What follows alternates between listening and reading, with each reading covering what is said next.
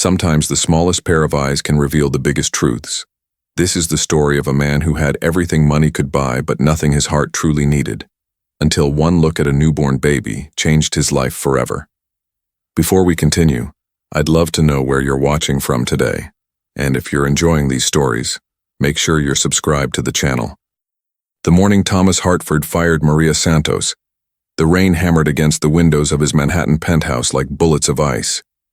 He stood with his back to her, hands clasped behind him, staring out at the gray skyline, as if the view could shield him from the uncomfortable conversation.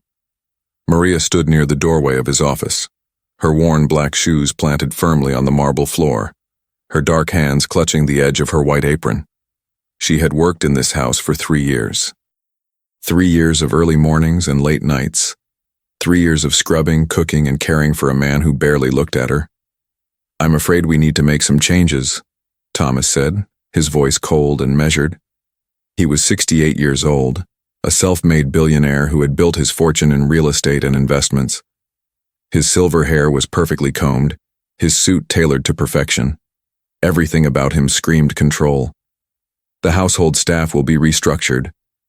Your services are no longer required." Maria's throat tightened. She had expected this in a way. Ever since Thomas's son, Richard, had moved back into the penthouse after his divorce, things had changed. Richard had made it clear he didn't like her. He complained about the way she cleaned, the way she cooked, even the way she walked through the halls. But it wasn't really about any of that. Maria knew prejudice when she saw it. She had lived with it her whole life. "Mr. Hartford," she began, her voice steady despite the tremor in her chest. "I've worked hard for you. I've never missed a day. I've never—" "This isn't a debate, Maria," Thomas interrupted, finally turning to face her. His blue eyes were distant, unreadable. "You'll receive 2 weeks severance pay, consider it generous." Generous. The word hung in the air like a slap. Maria had a daughter to support. Her daughter Carmen was in her final year of nursing school, and Maria had been working 2 jobs to keep her there. Losing this position meant losing half her income. It meant Carmen might have to drop out. It meant everything Maria had sacrificed could crumble. "Please," Maria said, and she hated the desperation in her own voice. "I need this job. My daughter—" "I said this isn't a debate." Thomas's tone was final. He turned back to the window, dismissing her with his silence. Maria stood there for a moment longer, her heart pounding, her mind racing.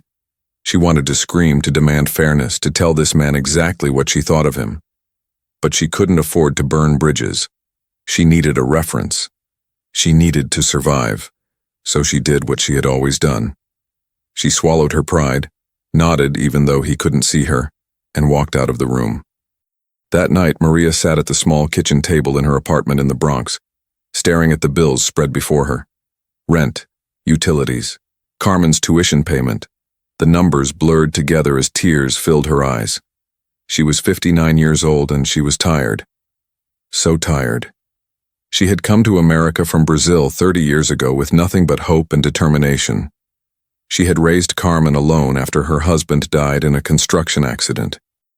She had cleaned houses, worked in restaurants, done whatever it took to give her daughter a better life. And now, just when Carmen was so close to finishing school, it was all falling apart. "Mama?" Carmen's voice came from the doorway. She was a beautiful young woman with her mother's warm brown eyes and her father's gentle smile. "What's wrong?" Maria quickly wiped her eyes and forced a smile. "Nothing, minha filha. Just tired." But Carmen knew her mother too well. She crossed the small kitchen and sat down beside her, taking Maria's weathered hands in her own smooth ones. "You lost the job, didn't you?" Maria nodded, unable to speak. Carmen's jaw tightened. "That man. I never liked him. The way you talked about him. Always so cold, so—" "It doesn't matter now," Maria said quietly. "I'll find something else. I always do." But they both knew it wouldn't be easy. Jobs that paid as well as the Hartford position were rare. And Maria wasn't getting any younger. The next 2 weeks passed in a blur. Maria finished out her time at the penthouse, working with the same dedication she always had, even though it felt like swallowing glass. Thomas barely acknowledged her presence. Richard smirked whenever he saw her, as if her dismissal was some kind of personal victory for him. On her last day, as Maria was packing up her few personal belongings from the small room where she kept her supplies, she heard shouting from the floor above. Thomas and Richard were arguing. The walls in the penthouse were thick, but their voices carried through the heating vents. "You can't keep doing this." Richard's voice was sharp with anger. "You can't keep shutting everyone out." "I don't need your lectures," Thomas shot back. "I built this family. I built this fortune. And I'll run my household however I see fit." "You built a fortune, but you lost a family." Richard's voice cracked. "Mom died hating you. I barely speak to you. And now you're pushing away the few people who actually give a damn about you." There was a long silence. Then Thomas spoke, his voice low and dangerous. "Get out of my sight." Maria heard footsteps, a door slamming. She stood frozen in the supply closet, her heart racing. She shouldn't have heard that. She quickly gathered her things and slipped out of the penthouse through the service entrance, hoping to avoid any further confrontation. She never wanted to see Thomas Hartford again. But life, as Maria had learned, rarely cares what we want. 3 months passed. Maria found work cleaning office buildings at night, but it paid half what the Hartford job had. Carmen took on extra shifts as a nurse's aide at the hospital while still attending classes. They were surviving, barely living day-to-day, meal-to-meal. Then, on a cold November evening, Maria received a phone call that changed everything. "Mrs. Santos?" The voice on the other end was professional, crisp. "This is Jennifer Chen from Memorial Hospital. We have you listed as the emergency contact for Carmen Santos." Maria's blood turned to ice. "What happened? Is she okay?" "There's been an accident. Your daughter was brought in about an hour ago. She was hit by a car while crossing the street near the hospital. She's in surgery now. You should come as quickly as you can." The phone slipped from Maria's hand. The world tilted. She grabbed her coat, her purse, and ran out the door, not even bothering to lock it behind her. The subway ride to the hospital was the longest 20 minutes of her life. She prayed. She bargained with God. She promised anything, everything, if Carmen would just be okay. When she arrived at the hospital, a doctor met her in the waiting area. He was young, tired-looking, with kind eyes. "Mrs. Santos, I'm Dr. Patel. Your daughter is out of surgery. She had some internal injuries and a broken leg, but she's stable. She's going to be okay." Maria collapsed into a chair, sobbing with relief. "Thank God, thank God." "There's something else," Dr. Patel said gently. "Your daughter was pregnant, about 6 months along. We didn't know until we did the ultrasound before surgery. The baby is fine, Carmen is fine, but she's going to need bed rest for the remainder of her pregnancy and several weeks of recovery after that." Pregnant. 6 months. Maria's mind reeled. Carmen hadn't said anything. Why hadn't she said anything? "Can I see her?" Maria asked. "She's in recovery now. Give us another hour and then you can visit." That hour felt like a year. When Maria finally saw her daughter, pale and bruised in the hospital bed, her heart broke all over again. Carmen's eyes fluttered open, and when she saw her mother, tears began to stream down her face. "I'm sorry, Mama," she whispered. "I'm so sorry. I should have told you." Maria took her daughter's hand, her own tears falling freely now. "Shh, minha filha. It's okay. Everything's going to be okay. We'll figure this out together." But Carmen shook her head, her face crumpling. "You don't understand. The father, he doesn't want anything to do with the baby. He doesn't want anything to do with me." "Who is he?" Maria asked gently. Carmen closed her eyes, fresh tears sliding down her cheeks. "Richard Hartford." The name hit Maria like a physical blow. Richard Hartford. Thomas Hartford's son. The man who had looked at her with such contempt. The man who had convinced his father to fire her. He said, Carmen's voice broke. He said I was trying to trap him. That I probably got pregnant on purpose to get money from his family. He told me to get rid of it or he'd make sure I never worked in healthcare again. He has connections, Mama. He could destroy my career before it even starts. Maria felt rage boil up inside her, hotter and fiercer than anything she had ever felt before. How dare he? How dare he treat her daughter like this? Did you love him? Maria asked quietly. Carmen nodded miserably. I thought he loved me too. We met at a charity event at the hospital. He was so charming, so kind. For 3 months we saw each other in secret. He said he wanted to wait to tell his father because his divorce wasn't final yet. And then, when I told him about the baby, she couldn't finish. Maria sat beside her daughter's bed, holding her hand, thinking. The medical bills from this accident would be enormous. Carmen couldn't work. She couldn't finish school right now. And with a baby coming, they were in an impossible situation. And it was all because of the Hartford family. That night, after Carmen had fallen asleep, Maria sat in the hospital cafeteria with a cup of terrible coffee, trying to figure out what to do. She had no legal recourse. Richard could deny everything. Even if she could prove he was the father, men like him had lawyers, had money, had power. What did she have? Nothing but her word, and in this world her word meant nothing against his. But then something occurred to her. Something Richard had said when he was arguing with his father. You can't keep shutting everyone out. What if Thomas Hartford didn't know about the baby? What if his son had kept it secret? Maria knew it was a long shot. Thomas Hartford had shown her nothing but coldness. He had fired her without a second thought. Why would he care about this? But she had to try. For Carmen, for her grandchild. She had to try. The next morning, Maria took the subway back to Manhattan. She stood outside the Hartford building, a towering glass structure that reflected the morning sun like a monument to wealth and power. She asked the doorman to call up to Thomas Hartford's penthouse. Tell him Maria Santos needs to speak with him, she said. Tell him it's urgent. The doorman looked at her skeptically, taking in her worn coat and tired face. But he made the call. A moment later, his expression changed to surprise. He says to send you up. The elevator ride to the penthouse felt different this time. 3 months ago, Maria had ridden this same elevator as an employee, carrying cleaning supplies, invisible to the wealthy residents who shared the space. Now she rode alone, her heart pounding, rehearsing what she would say. The elevator doors opened with a soft chime, and there stood Thomas Hartford himself, waiting in the marble foyer. He looked different, older somehow. Thinner. There were dark circles under his eyes that hadn't been there before, and his perfectly pressed suit seemed to hang a bit looser on his frame. He studied her with those cold blue eyes, and for a moment, neither of them spoke. Maria, he said finally, his voice neutral. This is unexpected.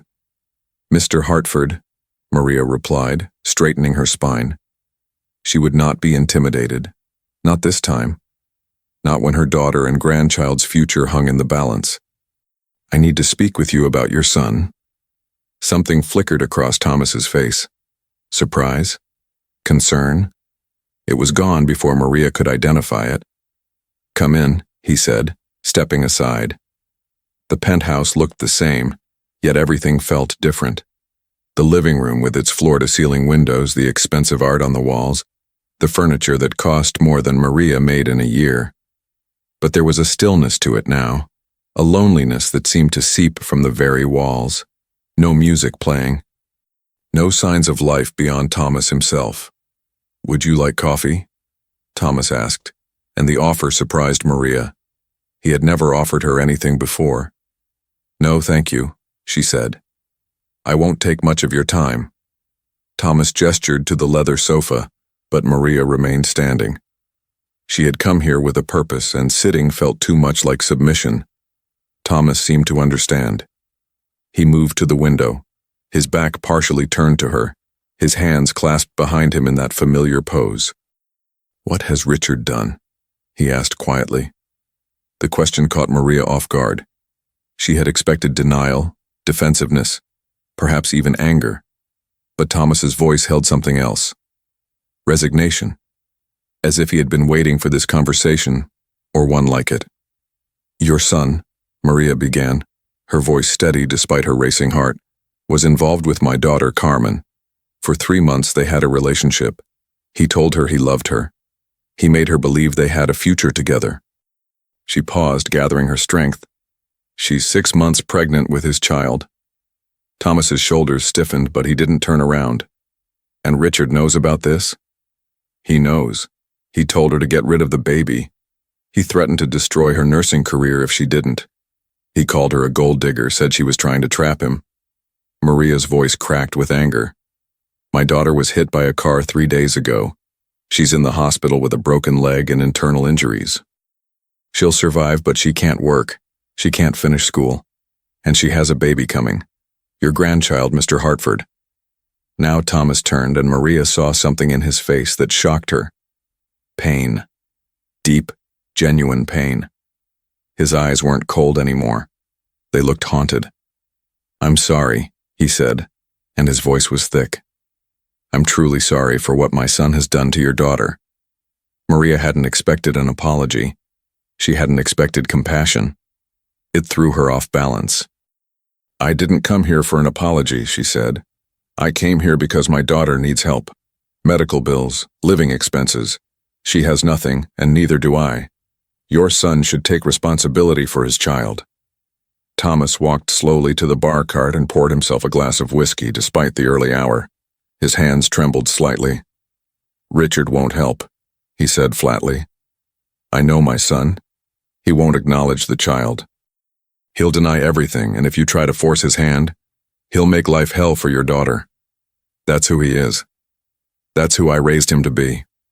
The bitterness in Thomas's voice was palpable. Maria felt her anger deflate slightly, replaced by confusion. Then why am I here? She asked. If you can't help. I didn't say I can't help, Thomas interrupted. He took a long drink of whiskey, then set the glass down with a heavy sigh. I said Richard won't help. But I will. Maria's eyes narrowed. Why? Thomas walked to a wing-back chair and sat down heavily, suddenly looking every one of his 68 years. Because I owe you an explanation. And because... He paused, rubbing his face with both hands. Because I'm tired of being the man I've become. He gestured to the chair across from him, and this time Maria sat. Not because she trusted him, but because her legs were suddenly weak. Thomas leaned forward, his elbows on his knees, his hands clasped together. 27 years ago, he began, his voice low. My wife, Eleanor, told me she was pregnant with Richard. I was thrilled. We had been trying for years, but there was something she didn't tell me until much later, something I discovered by accident when Richard was 5 years old. Thomas paused, his jaw working. I found documents. Medical records Eleanor had hidden. Richard wasn't conceived naturally. Eleanor had been having fertility treatments, and she had used donor sperm. My sperm count was too low. I was effectively sterile. Richard wasn't my biological son. Maria sat perfectly still, hardly breathing. This was not what she had expected to hear. I was devastated, Thomas continued. Betrayed. Angry. Eleanor begged me to forgive her, said she had only wanted to give us a child, that it didn't matter because I was Richard's father in every way that counted. But I couldn't see it that way. I felt like she had lied to me, made a fool of me. I became cold. Distant. I threw myself into my work, building my empire, proving my worth in the only way I knew how. He looked up at Maria, and his eyes were wet. I ruined my marriage. Eleanor stayed with me for Richard's sake, but I destroyed any love between us. She died 5 years ago from cancer, and her last words to me were that she had wasted her life loving a man who didn't know how to love her back. Maria felt tears prick her own eyes.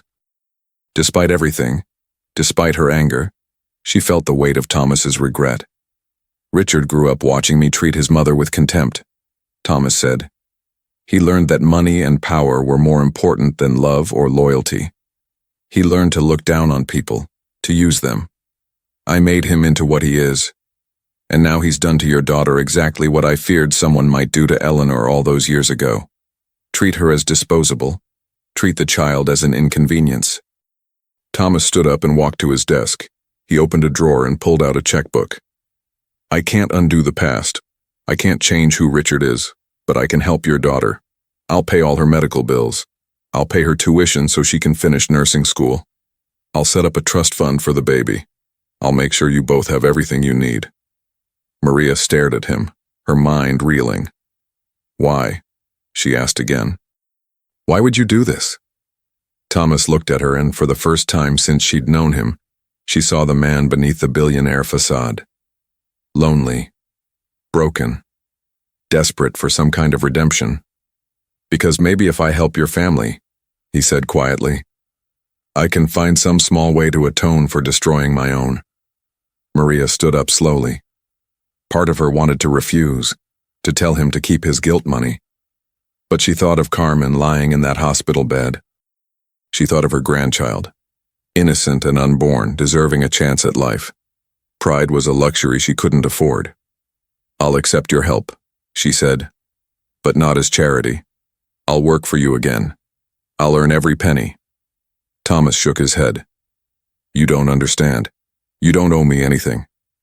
This is my responsibility. No, Maria said firmly. I don't take handouts. I've worked my whole life, and I'm not going to stop now. If you want to help, you'll hire me back. Fair wages. And I'll do my job just like before. Do we have an agreement? Thomas studied her for a long moment, and something like respect crossed his face. You're a proud woman, Maria Santos. I'm a survivor, Mr. Hartford. There's a difference. Thomas extended his hand. Then we have an agreement. You can start on Monday. Maria shook his hand, and as their palms met, something passed between them. An understanding. A tentative beginning of something neither of them could quite name yet. Over the next few weeks, Maria returned to work at the penthouse, but everything was different. Thomas spoke to her now. Really spoke to her. He asked about Carmen's recovery, about the baby. He was quiet and reserved, but there was a gentleness in him that hadn't been there before. Maria found herself having coffee with him in the mornings, brief conversations about nothing and everything. Richard had moved out after a massive fight with his father. Maria never learned the details, but she heard through the building staff that Thomas had cut Richard off financially, giving him an ultimatum. Take responsibility for the baby, or lose his inheritance. Richard had chosen his pride over his father's money and left. Thomas never spoke his son's name after that. Carmen slowly recovered. The medical bills were paid, every single one. Her tuition was secured. And when she learned what Thomas had done, she cried with relief and gratitude. But she also felt the weight of it, the knowledge that her child's grandfather was a stranger who had once fired her mother, while her child's father wanted nothing to do with any of them. Winter turned to spring. Carmen's belly grew round and full. She moved back in with Maria, and together they prepared for the baby's arrival. Thomas occasionally asked for updates, but he kept his distance, as if afraid of overstepping some invisible boundary. Then, on a warm April morning, Maria received the call. Carmen was in labor. Maria rushed to the hospital, her heart in her throat. She had been at work, and Thomas had insisted on driving her himself. She tried to refuse, but he wouldn't hear of it. They made the drive to the hospital in tense silence, Maria's hands clenched in her lap, Thomas gripping the steering wheel with white knuckles. You don't have to come in, Maria said when they arrived. I know this isn't... I'd like to, Thomas said quietly. If Carmen doesn't mind, I'd like to be here. Maria didn't know what to say. She simply nodded and led the way inside. The labor was long and difficult. Carmen was in pain, exhausted, frightened. Maria held her hand through every contraction, whispering encouragement in Portuguese, stroking her daughter's sweat-dampened hair. Thomas waited in the hallway, pacing, his expensive shoes squeaking on the linoleum floor. Finally, after 18 hours, a baby's cry pierced the air. A nurse came out to the waiting room, smiling. It's a boy, she told Thomas. Both mother and baby are healthy. Would you like to meet him? Thomas looked at Maria, uncertainty written all over his face. Maria took his hand, this powerful, wealthy man who suddenly looked small and lost, and led him into the room. Carmen lay in the bed, exhausted but radiant, holding a small bundle wrapped in blue. She looked up when they entered, and her eyes went to Thomas. For a moment, Maria held her breath, wondering if Carmen would send him away. But Carmen smiled, tears streaming down her face. "Would you like to meet your grandson?" she asked softly. Thomas approached the bed slowly, as if in a dream. Carmen carefully placed the baby in his arms, and Thomas looked down at the tiny face. And then he froze. The baby opened his eyes, bright, clear, startling blue eyes that looked exactly like Thomas's own. The same shade, the same shape. Unmistakable, impossible to deny. Thomas stared at those eyes, and something inside him shattered. His face crumpled, and he began to cry. Deep, wrenching sobs that shook his entire body. The baby gazed up at him with those blue Hartford eyes, completely calm, as if he knew exactly who was holding him. "I don't understand," Thomas gasped through his tears. "I don't understand. How?" And then Maria understood too. The genetics, the impossible probability. Richard might be Thomas's son through donor sperm, but this baby, this perfect little boy, carried Thomas's own genetic markers. The eyes proved it. Somehow, impossibly, this child was connected to Thomas by blood. Later, much later, they would do the DNA test. They would discover the truth. The fertility clinic had made an error all those years ago. They had mixed up the samples. Some of the sperm used to conceive Richard had actually been Thomas's. Against all odds, against medical probability, Thomas had been fertile enough to father a child after all. Richard was his biological son, which meant this baby, Richard's son, was Thomas's biological grandson. The Hartford blue eyes, a dominant genetic trait that had skipped a generation, had reappeared in this tiny boy. But in that moment, in that hospital room, all that mattered was what Thomas saw in those eyes. A second chance, a redemption he had never dared hope for. A grandchild who bore his blood, his legacy, in a way he had thought impossible. "What's his name?" Thomas whispered, unable to look away from the baby's face. Carmen looked at her mother, then back at Thomas. "Miguel," she said softly. "Miguel Thomas Santos." Thomas closed his eyes, more tears falling. "Thank you," he breathed. "Thank you." The DNA test results came back 3 weeks later, confirming what those blue eyes had already revealed. Miguel was Thomas's biological grandson. The fertility clinic's mistake from 27 years ago had given Thomas something he thought he'd lost forever. A true blood connection to his family. When Thomas saw the results, he sat in his study for hours, the paper trembling in his hands, crying tears he had held back for decades. Richard, when he finally heard the news, responded with silence. Thomas had called him, hoping that knowing the truth might change his son's heart. But Richard had simply said, "That doesn't change anything," and hung up. Thomas hadn't heard from him since. The rejection hurt, but Thomas found himself caring less about Richard's opinion with each passing day. Because now there was Miguel. And Miguel was changing everything. Maria watched the transformation with a mixture of wonder and caution.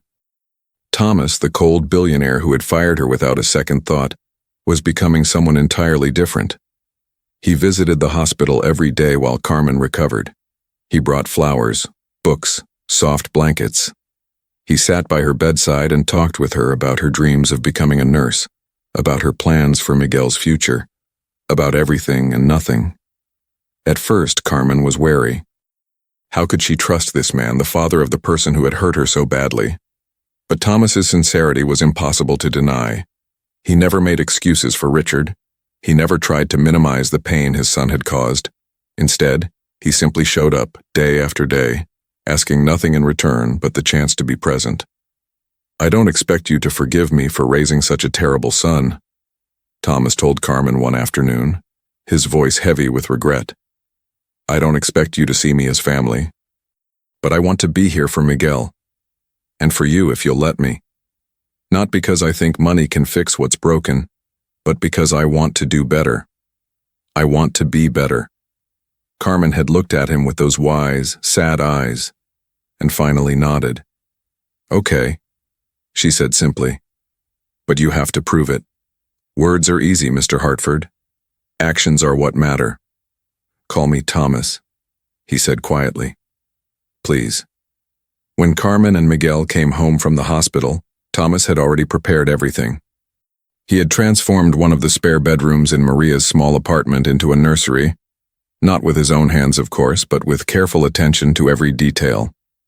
The crib was sturdy and safe, not flashy or expensive looking. The walls were painted a soft cream color with hand-painted animals that Carmen had mentioned liking. There were practical things too: diapers, formula, clothes in every size, a rocking chair by the window. Maria had protested when she saw it all. Thomas, this is too much.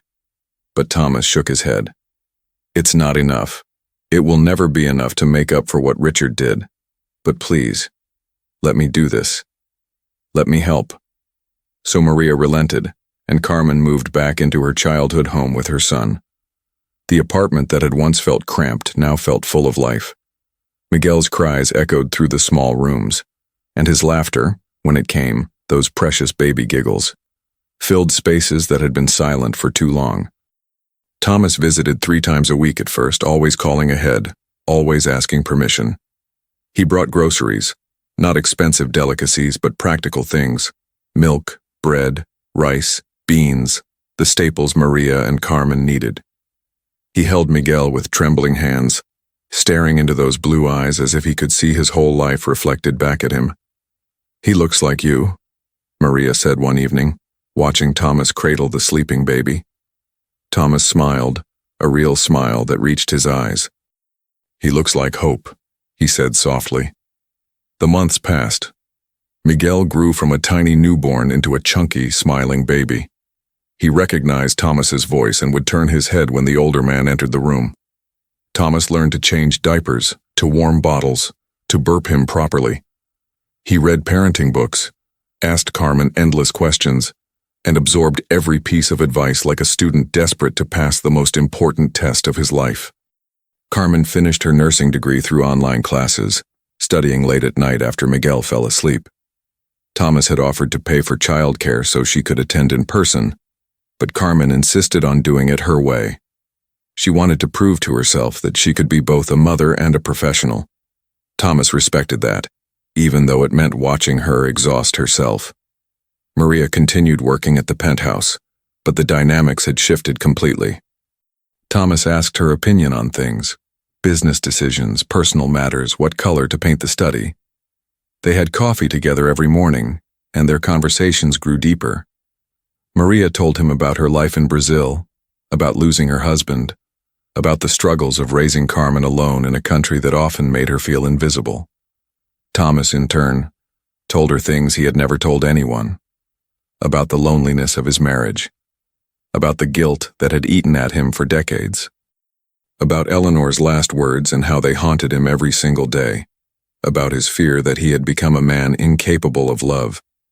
"You're not incapable," Maria said one morning, setting down her coffee cup. "You just forgot how.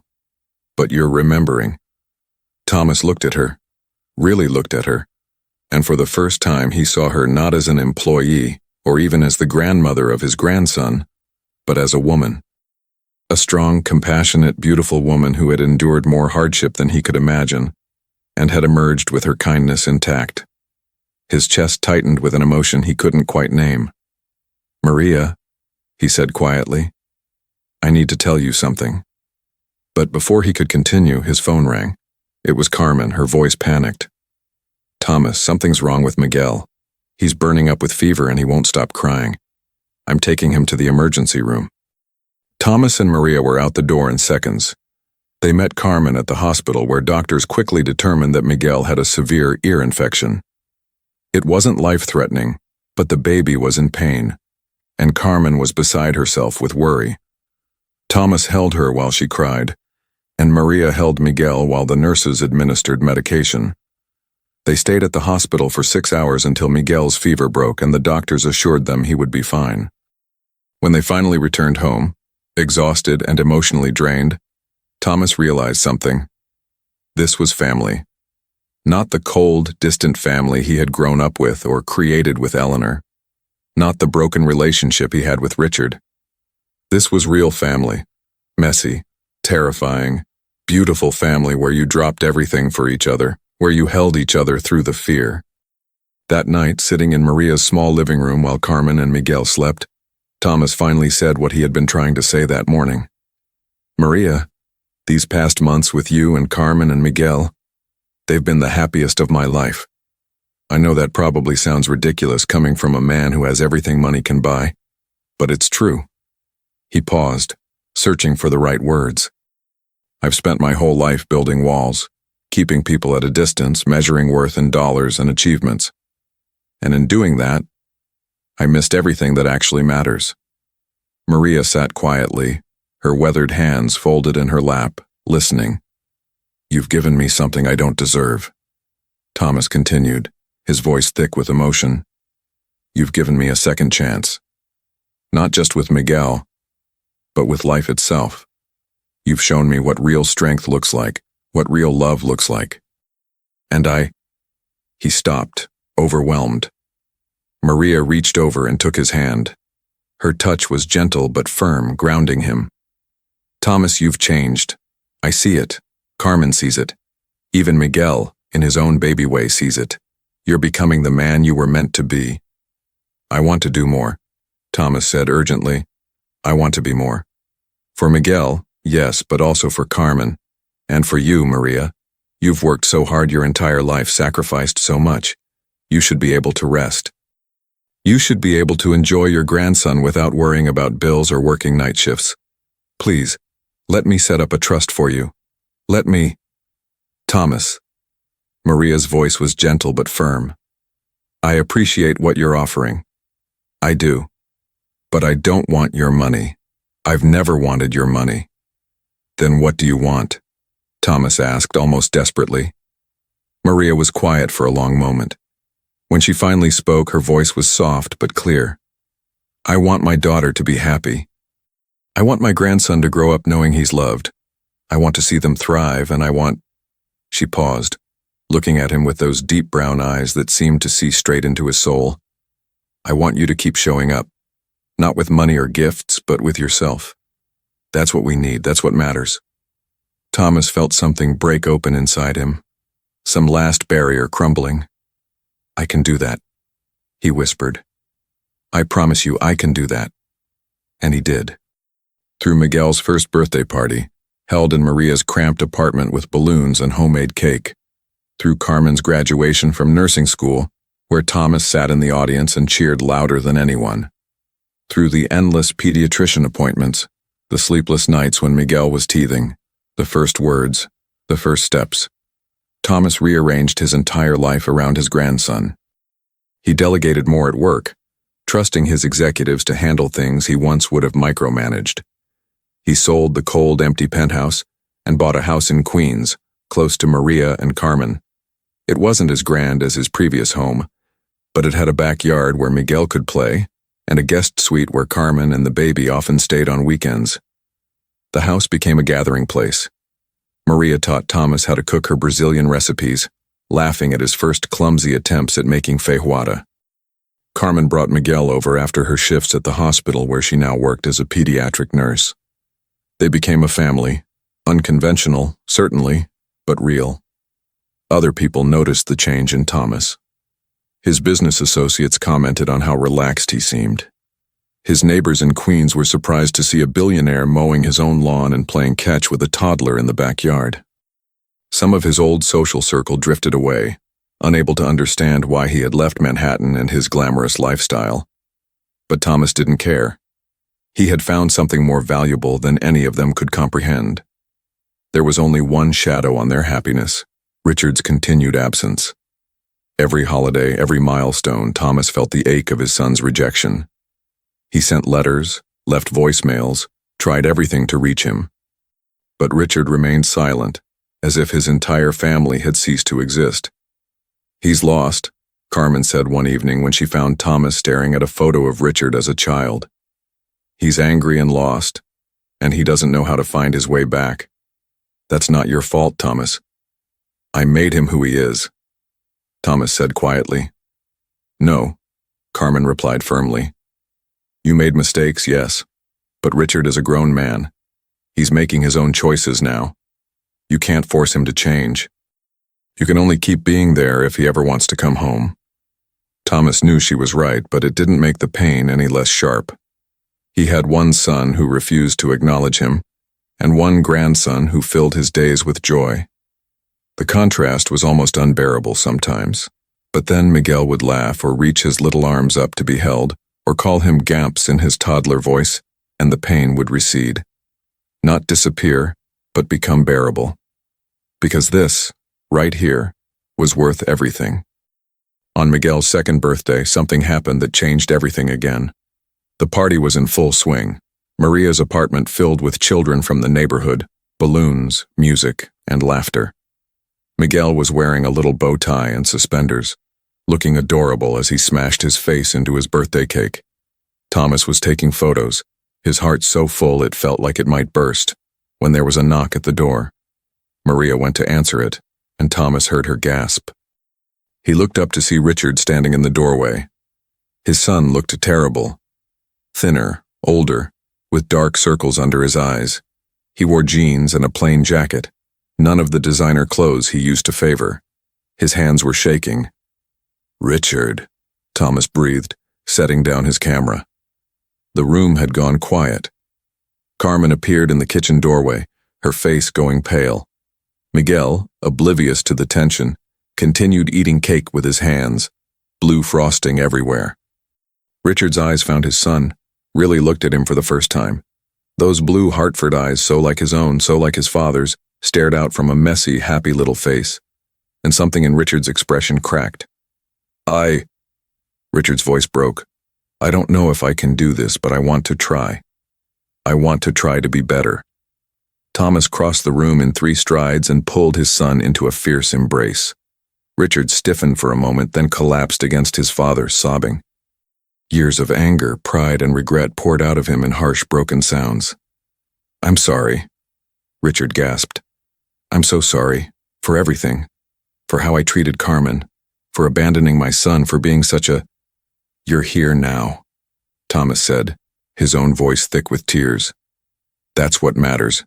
You're here now." Carmen approached slowly, Miguel in her arms. The little boy was watching his father with curious eyes, cake-covered hands reaching out. Richard looked at Carmen, shame and hope warring on his face. "I don't expect you to forgive me," he said to her. "I don't deserve forgiveness. But I want to be a father to him. I want to try. If you'll let me." Carmen studied him for a long moment. Maria came to stand beside her, a silent support. Finally, Carmen spoke. "You'll have to prove it," she said, echoing the words she had once said to Thomas. "Words are easy. Actions are what matter." Richard nodded, tears streaming down his face. I know. I'll spend the rest of my life proving it if I have to." Miguel, tired of being held during such serious conversation, squirmed and reached toward Richard. "Down," he demanded in his toddler voice. Carmen hesitated, then lowered him to the ground. Miguel toddled over to Richard on unsteady legs and looked up at him. Then, with the unconditional love that only children possess, he raised his frosting-covered hands and said, "Up." Richard knelt down and picked up his son for the first time. Miguel immediately smeared cake all over Richard's jacket, but Richard didn't care. He held his boy close, his whole body shaking with sobs, and whispered, "I'm your daddy. I'm so sorry I wasn't here before. But I'm here now. I'm here now." Thomas put his arm around Maria, and she leaned against him, both of them crying as they watched Richard hold Miguel. Carmen stood to the side, her arms crossed, her face unreadable. This was just the beginning, and there was a long road ahead. Trust would have to be rebuilt slowly, carefully. But it was a start. The party resumed eventually, though the atmosphere had changed. It was heavier somehow, but also more hopeful. Richard stayed, sitting on the floor playing with Miguel's new toys, marveling at every little thing his son did. Thomas watched them, his heart full of 1,000 emotions: joy, relief, hope, and a lingering sadness for all the time that had been lost. Later that evening, after most of the guests had left and Miguel had fallen asleep in Carmen's arms, the family sat together in Maria's small living room. It was cramped with all of them there, but no one seemed to mind. "I've been in therapy," Richard said quietly, not looking at anyone in particular. "For 6 months now, working through a lot of things: anger, entitlement, prejudice." He finally looked up at Carmen. "The way I treated you was unforgivable. I know that. I let my privilege and my anger and my fear turn me into a monster. And I've been too much of a coward to face it until now." "What changed?" Carmen asked, her voice neutral. Richard's jaw worked.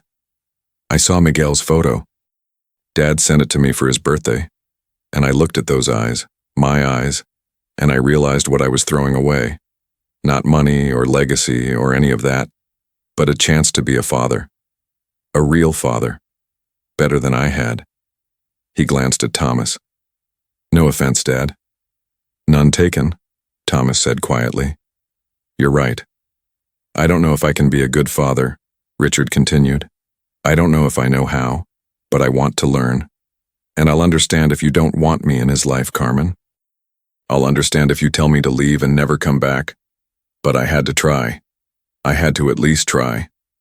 Carmen was quiet for a long time, looking at her sleeping son. Finally, she spoke. "You can be part of his life, but on my terms. You'll see him supervised at first. You'll earn his trust and mine slowly. One mistake, one sign that you're falling back into old patterns, and you're done. Understood?" "Understood," Richard said immediately. "Thank you. Thank you for even giving me a chance." Maria had been silent through all of this, but now she spoke. "And what about me?" she asked, her voice soft but firm. "What about the way you looked at me, spoke to me? The contempt in your voice when you convinced your father to fire me?" Richard flinched as if he'd been struck. He turned to face her fully, and when he spoke, his voice was raw with shame. "Mrs. Santos, I was a bigot. I was a racist. I thought I was better than you because of money and skin color and privilege. I thought you were beneath me." He shook his head. "I was wrong, so completely, utterly wrong. You've shown my father more grace than he deserved. You've given my son love when his own father abandoned him. You are twice the person I've ever been, and I'm sorry. I'm so deeply sorry." Maria looked at him for a long moment, her face unreadable. Then she nodded slowly. "Apology accepted. But like your son, you'll have to prove you've changed. I'll be watching." "I know," Richard said. "I wouldn't expect anything less." As the evening drew to a close and Richard finally left, with promises to return the next day, to start building a relationship with his son, Thomas walked Maria to her bedroom door. Carmen had already taken Miguel to his crib and was settling in for the night. "Thank you," Thomas said to Maria, "for giving him a chance, for giving all of us a chance." Maria smiled, and it transformed her tired face into something beautiful. "We all deserve second chances, Thomas. Even people who fire their housekeepers." Thomas laughed, a real laugh that came from deep in his belly. "Especially people who fire their housekeepers," he agreed.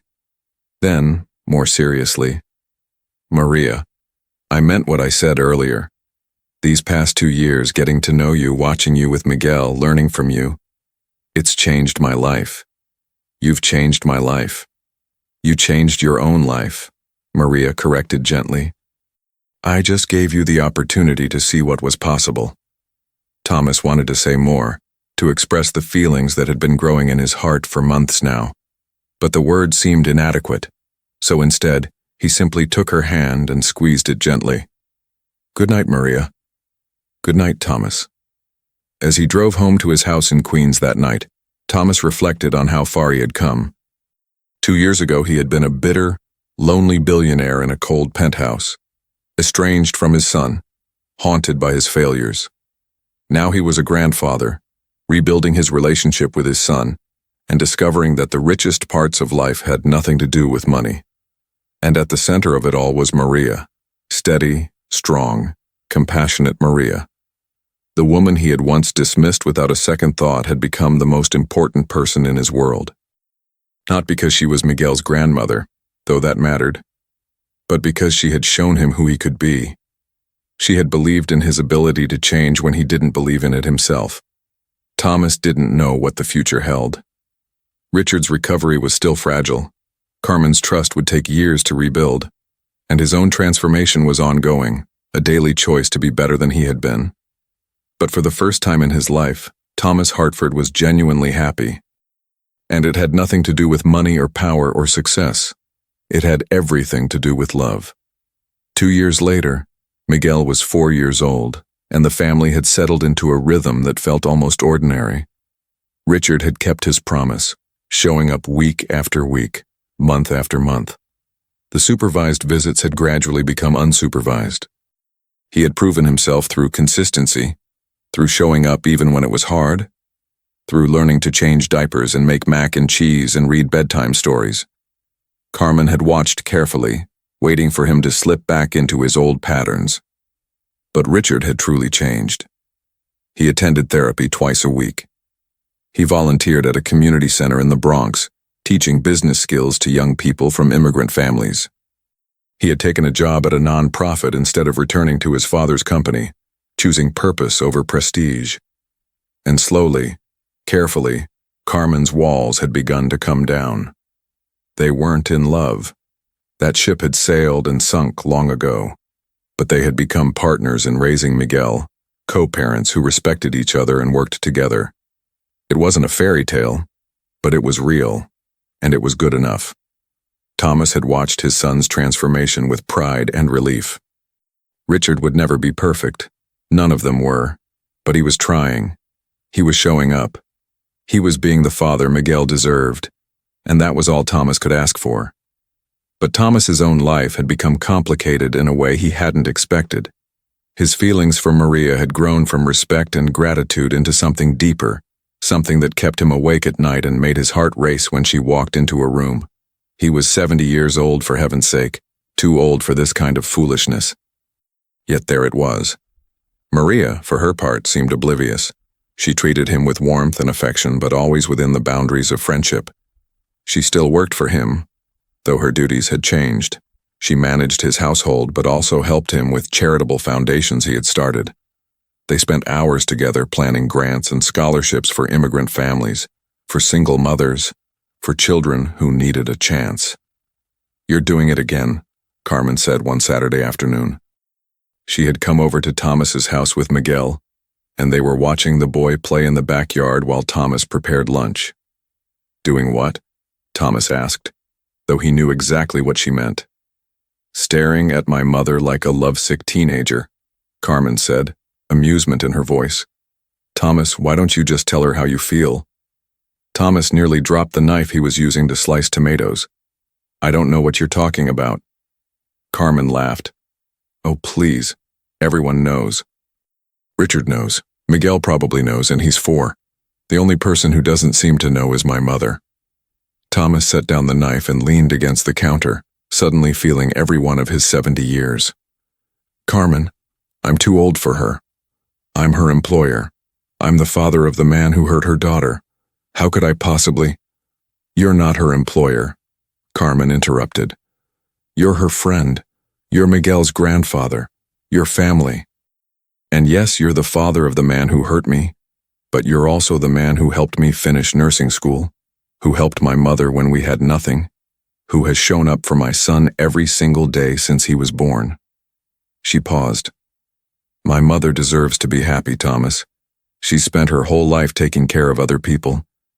Don't you think she deserves someone to take care of her?" "I'm 70 years old," Thomas said quietly. "She's 61. She's still young, still vibrant. She deserves someone who loves her," Carmen said firmly. "Someone who sees her, someone who appreciates her, someone exactly like you. So stop being a coward and tell her." Thomas opened his mouth to protest, but at that moment Maria came through the back door, her arms full of groceries. "I picked up the things you needed for dinner," she said cheerfully. "And I got that Brazilian coffee you like, Carmen." Carmen caught Thomas's eye and gave him a meaningful look. Then she stood up. "Actually, Mama, I need to talk to you about something. Let's take a walk." Maria looked confused but set down the groceries. "Is everything okay?" "Everything's fine. Come on." Carmen practically dragged her mother out the back door, leaving Thomas alone with his racing thoughts. Through the window, he could see them walking around the yard, talking. Carmen was gesturing animatedly, and Maria's face was cycling through various expressions. Surprise, disbelief, something that might have been hope. Thomas's stomach twisted with nerves. What was Carmen telling her? Was she telling her about his feelings? Dear God, what if Maria was horrified? What if this ruined everything? They were gone for 20 minutes. 20 minutes during which Thomas completely lost his ability to cook, burning the onions and forgetting what he was supposed to do with the chicken. Miguel came in from the backyard, took one look at the smoking pan and said, "Gamps, you're making stinky food." "I know, buddy," Thomas said, opening windows to let out the smoke. "I know." When Maria and Carmen finally came back inside, Thomas couldn't read Maria's expression. She looked at him for a long moment, her dark eyes searching his face. Then she said, "Carmen is going to take Miguel to the park for a bit. We need to talk." Thomas's heart stopped. "Okay," he managed. After Carmen and Miguel left, Maria and Thomas stood in the kitchen, an awkward silence stretching between them. Finally, Maria spoke. "My daughter tells me you have feelings for me." Thomas felt his face flush. "Carmen shouldn't have—" "Is it true?" Maria asked, her voice soft. Thomas looked at her. This woman who had changed his life, who had shown him what really mattered, who made every day brighter just by being in it. He could lie. He could protect their friendship, protect the comfortable life they had built together. But hadn't he spent enough of his life lying, hiding, building walls? "Yes," he said simply. "It's true. I'm in love with you, Maria. I have been for a long time. I know it's inappropriate. I know I'm too old and there's too much history between us and you probably think I'm a foolish old man, but—" Maria crossed the kitchen and kissed him. It was gentle, tentative, but unmistakably a kiss. When she pulled back, there were tears in her eyes. "You're not too old," she said softly, "and you're not foolish. You're the man who gave my daughter a second chance, who loves my grandson like he's his whole world, who has become my best friend." She paused. "I have feelings for you too, Thomas. I've been afraid to acknowledge them, afraid of what it would mean, afraid of complicating things for Carmen and Miguel." "And now?" Thomas asked, hardly daring to breathe. "Now I think life is too short to be afraid," Maria said. "I think we've both spent too many years denying ourselves happiness. I think we deserve to see where this goes." Thomas pulled her into his arms, holding her close, breathing in the scent of her hair. She fit perfectly against him as if this was where she had always been meant to be. They stood like that for a long time, just holding each other, two people who had traveled such different paths, finally finding their way to the same place. "I love you," Thomas whispered into her hair. "I love you too," Maria whispered back. The next few months were like a second adolescence for both of them. They went on proper dates, dinners, movies, walks in the park. They held hands. They kissed like teenagers when they thought no one was looking. Carmen rolled her eyes but smiled. Richard was genuinely happy for them. And Miguel, with the simple acceptance of a child, just said, "Does this mean Nana Maria is going to live with Gamps?" As if it was the most natural thing in the world. Eventually, that's exactly what happened. Maria moved into Thomas's house, and they created a life together that felt like coming home. They were married on a Saturday afternoon in Thomas's backyard, with Carmen as maid of honor and Richard as best man. Miguel was the ring bearer and took his job very seriously, walking down the makeshift aisle with exaggerated care. It was a small ceremony, just close friends and family. Thomas wore a simple suit. Maria wore a cream-colored dress. They exchanged vows they had written themselves, promising to love each other for whatever time they had left, to support each other, to be partners in all things. When Thomas kissed his bride, Miguel yelled, "Yucky!" and everyone laughed. It was perfect. Imperfect and ordinary and absolutely perfect. Life settled into a new normal. Maria still worked with Thomas on his charitable foundations, but now as his partner in every sense. They traveled together, not to exotic locations, but to visit the places they were funding. They met the families receiving scholarships, the single mothers getting help, the immigrants building new lives. They saw the impact of their work firsthand.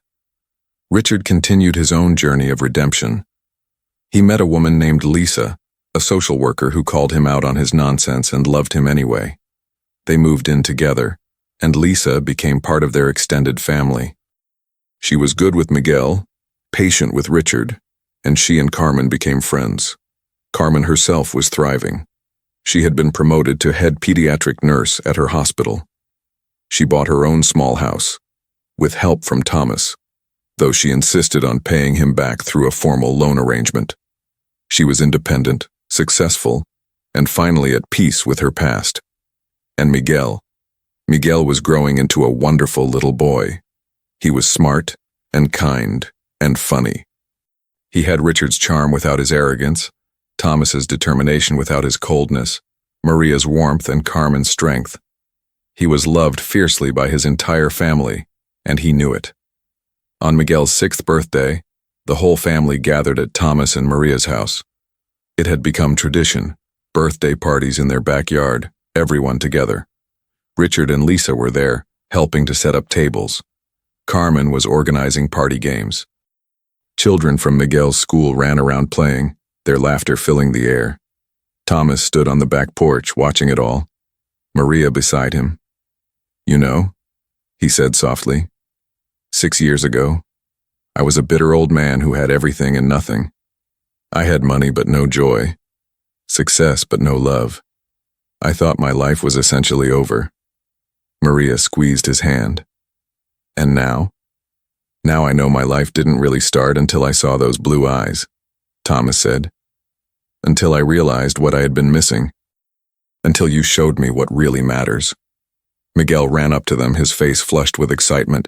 "Gamps, Nana, come play. We're doing sack races."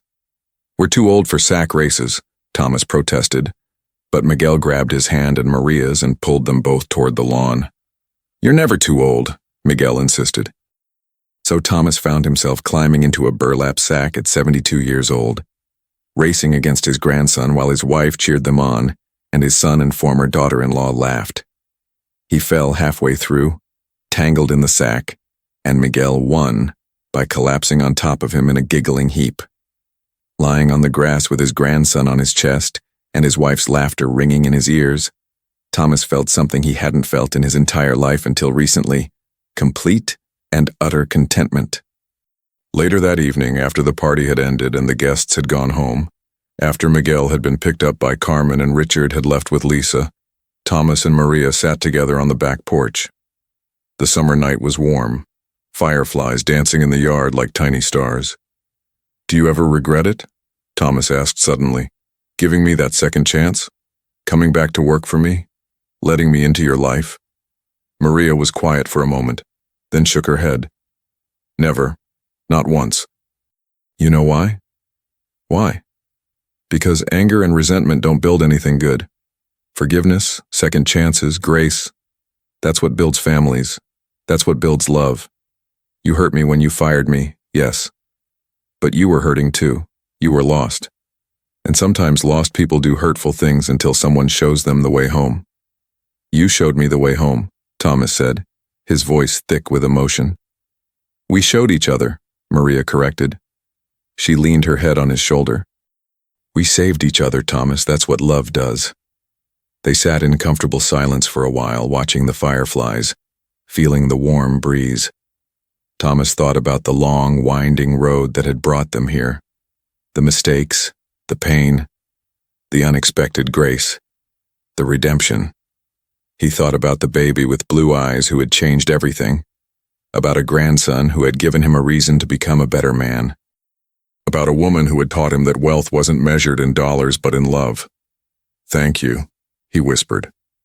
"For what?" Maria asked. "For seeing me," Thomas said. "Not the billionaire, not the employer, not even Miguel's grandfather. Just me.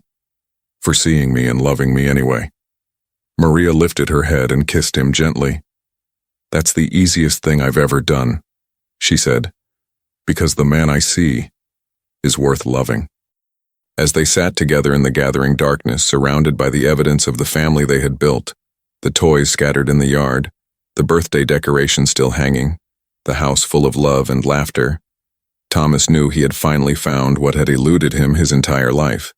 He had found home, not in a penthouse or a mansion or any building, but in the arms of a woman who had once been invisible to him, in the love of a daughter-in-law who had every reason to hate him, in the redemption of a son he thought he'd lost forever, in the laughter of a grandson with blue eyes. He had found home, and it was better than anything he had ever imagined. 5 years passed, years filled with ordinary moments that became extraordinary simply because they were shared. Miguel turned 11, a bright, curious boy who loved science and soccer and asking endless questions about everything. Richard married Lisa in a quiet ceremony by the ocean, with Miguel as his best man. Carmen met someone too, a kind doctor named James who treated her with the respect and love she had always deserved. Thomas and Maria grew older together, their hair grayer, their steps slower, but their love deeper with each passing year.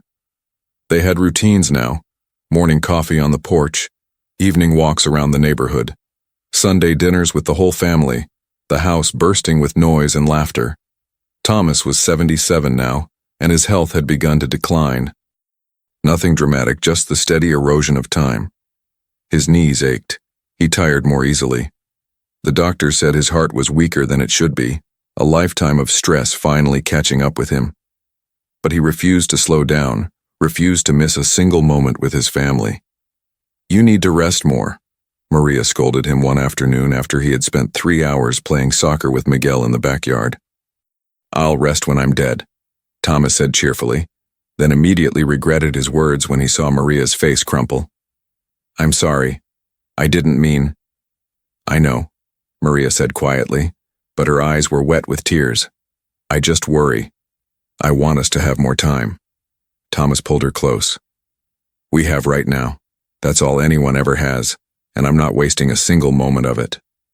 But time, as it always does, kept moving forward. On a crisp October morning, Thomas woke up feeling strange. There was a pressure in his chest, a heaviness that made it hard to breathe. He didn't want to alarm Maria, so he said nothing, just got dressed and went downstairs for breakfast as usual. But Maria knew him too well. One look at his face, and she knew something was wrong. "Thomas, what is it?" "Nothing," he tried to say, but the word came out wrong, slurred. The room tilted. He reached for the counter to steady himself, but his legs gave out. The last thing he heard before the darkness took him was Maria screaming his name. He woke up 3 days later in a hospital bed. The room slowly came into focus. White walls, beeping machines, the harsh smell of antiseptic. Maria was asleep in the chair beside his bed, her hand holding his, her face drawn and exhausted. Beyond her, he could see Carmen in her nurse's scrubs checking his monitors. When she saw his eyes open, she gasped. "Mama, he's awake." Maria jerked awake, her eyes red from crying. When she saw Thomas looking at her, she burst into fresh tears. "Oh, thank God, thank God." "What happened?" Thomas croaked, his throat dry. "You had a heart attack," Carmen said, her professional nurse voice trembling slightly. "A severe one. We almost lost you, Thomas." The doctor said. Her voice broke.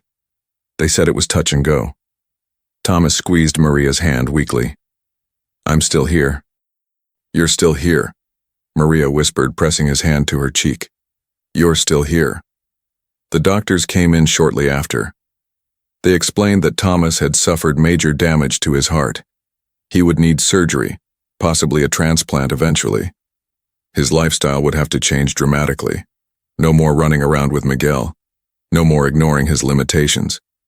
He would need to be careful, to rest, to acknowledge that he was no longer a young man. How long? Thomas asked bluntly. The doctors exchanged glances. If you follow our recommendations, manage your stress, take your medications, several years, maybe more. But if you push yourself, ignore the warning signs. They didn't need to finish the sentence. Several years. Thomas looked at Maria's face, at Carmen standing at the foot of his bed, and he made a decision. He would take those years. He would be careful, because every moment with them was worth protecting. The recovery was slow and frustrating. Thomas, who had always been in control, had to accept help for everything. Maria became his nurse, his caregiver, his constant companion. Carmen visited daily, checking his vitals, adjusting his medications. Richard came by after work, reading to him, keeping him company. Even Lisa helped, bringing meals, organizing his pills, sitting with him so Maria could rest. But it was Miguel who became Thomas's greatest motivation. The boy visited every day after school, curling up beside Thomas's bed to do his homework or tell him about his day. He was 11 now, old enough to understand that his Gamps was sick, old enough to be scared, but still young enough to believe that love could fix anything. "Are you going to die, Gamps?" Miguel asked one afternoon, his voice small. Thomas considered lying, considered offering false reassurance, but he had learned the value of honesty. "Someday," he said gently. "Everyone does eventually, but not today, and hopefully not for a long time yet." "Because you love us too much to leave?" Miguel asked, his blue eyes, those Hartford eyes, filled with hope. "Because I love you too much to give up," Thomas corrected. "There's a difference. Loving someone doesn't mean you can control when you leave, but it means you fight to stay as long as you can." Miguel climbed carefully onto the bed and curled against Thomas's side. "Then fight really hard, okay?" "I promise," Thomas whispered, holding his grandson close. And he did fight. Through the surgery, through the rehabilitation, through the difficult days when he wondered if it was worth the pain. He fought because he had something to fight for. Not money or power or legacy, but love. Simple, complicated, beautiful love. 6 months after his heart attack, Thomas was finally strong enough to return home. The house had been modified. A bedroom on the first floor, railings in the bathroom, a chairlift on the stairs just in case. Maria had insisted on all of it, refusing to take any chances. The whole family was there when he came home. Carmen and James, Richard and Lisa and Miguel, always Miguel, waiting on the front porch with a hand-drawn banner that read, "Welcome home, Gamps," in crayon. Thomas stood in his front yard looking at the house, at his family, at the life he had built from the ashes of his old one. He thought about the man he had been 10 years ago, cold, lonely, bitter. That man was dead. And in his place stood someone he actually liked, someone who knew what mattered, someone who had learned almost too late how to love.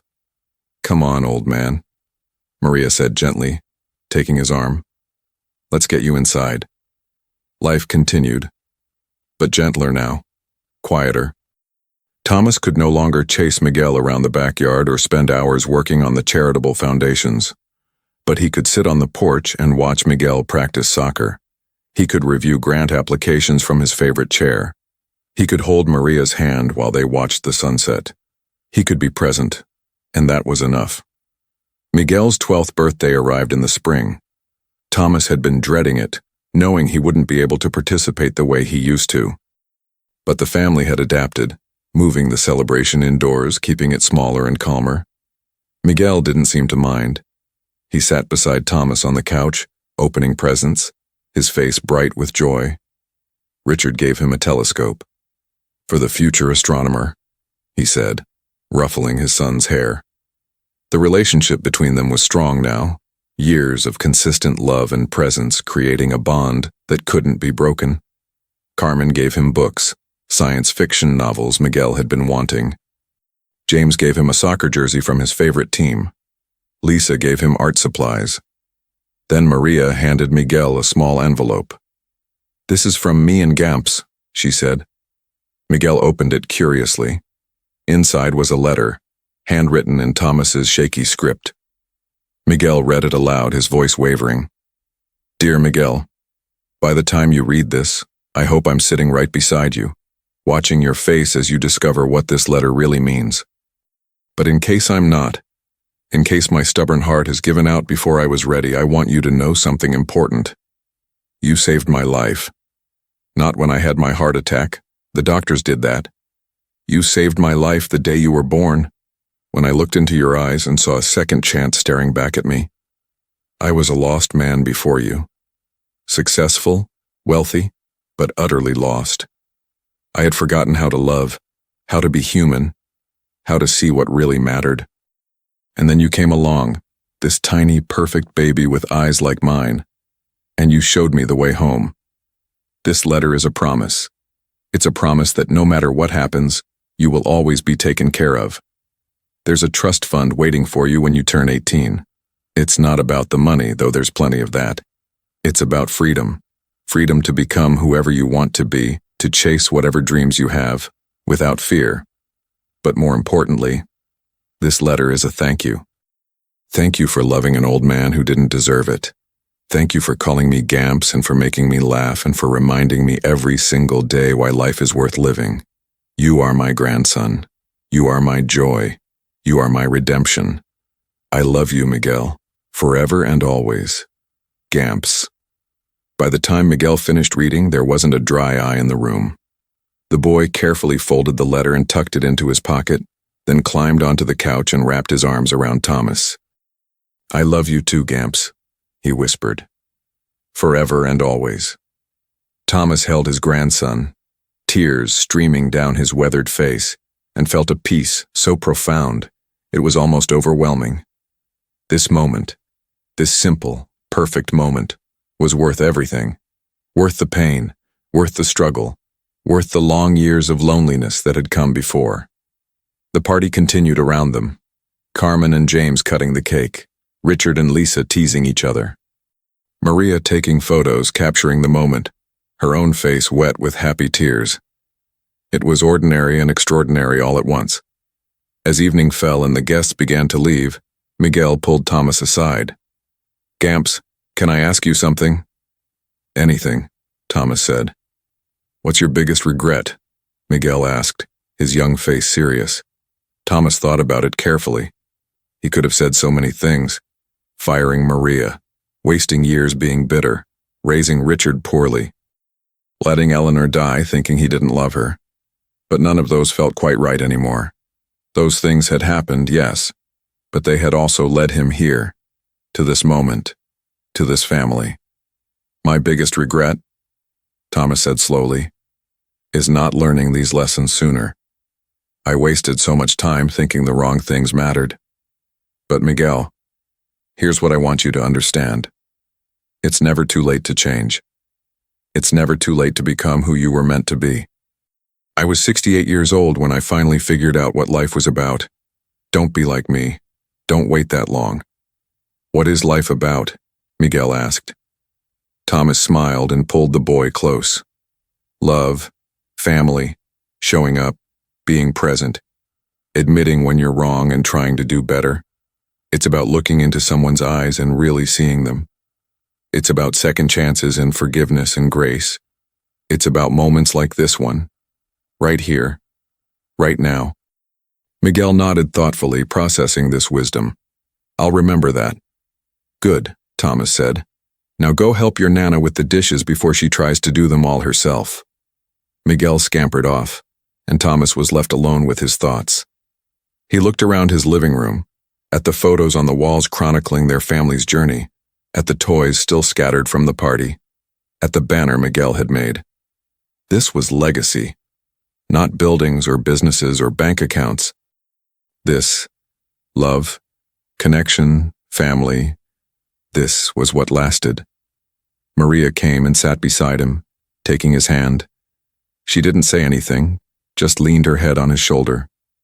They sat in comfortable silence, listening to the sounds of their family in the kitchen, the laughter and chatter in life. "Are you happy?" Maria asked eventually. Thomas turned and looked at his wife. This woman who had transformed his world, who had shown him what unconditional love looked like, who had stood by him through everything. Her hair was silver now, her face lined with years of laughter and worry. She was the most beautiful thing he had ever seen. "I'm more than happy," Thomas said. "I'm grateful. Grateful for every moment. Grateful for you. Grateful for the chance to get it right." "You got it right," Maria assured him. "You got it so right."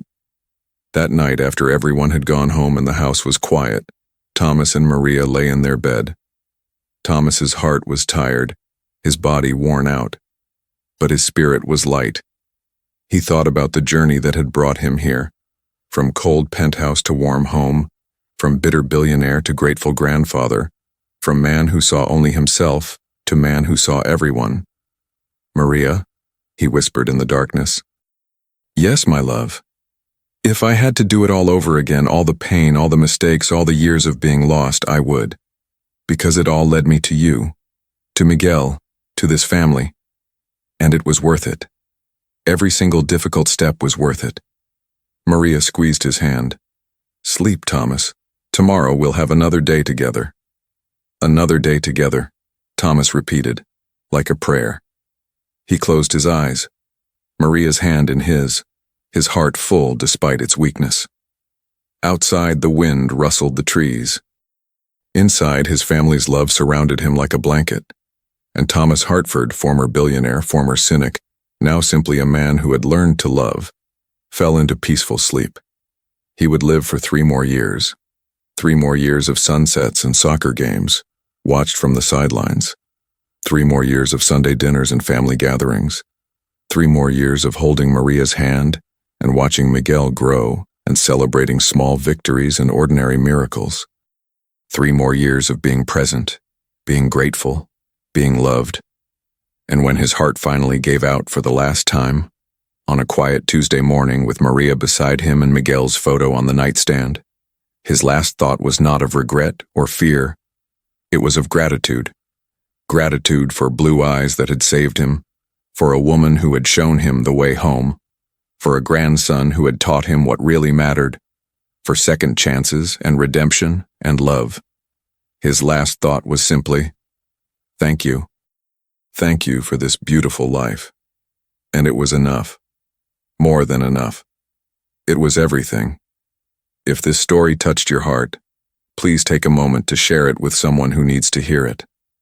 We all know someone who could use a reminder that it's never too late to change, never too late to seek redemption, never too late to love. Leave a comment below telling us, have you ever experienced a moment that completely changed your perspective on life? Have you ever been given a second chance you didn't think you deserved? Your story might inspire someone else who's struggling right now. And if you believe in the power of forgiveness, family, and second chances, please like this video and subscribe to our channel. We share real stories about real people, stories that remind us of our shared humanity and the incredible capacity we all have for transformation. Remember, Thomas Hartford was 70 years old when his life truly began. Your story isn't over yet. Your chance to change, to love, to make things right, it's still here. Don't waste another moment. Thank you for listening to this story. May it inspire you to see the people around you with new eyes, to offer grace when it's hard, and to never give up on the possibility of redemption. Until next time, remember, the richest life isn't measured by what you have, but by who you love and who loves you back.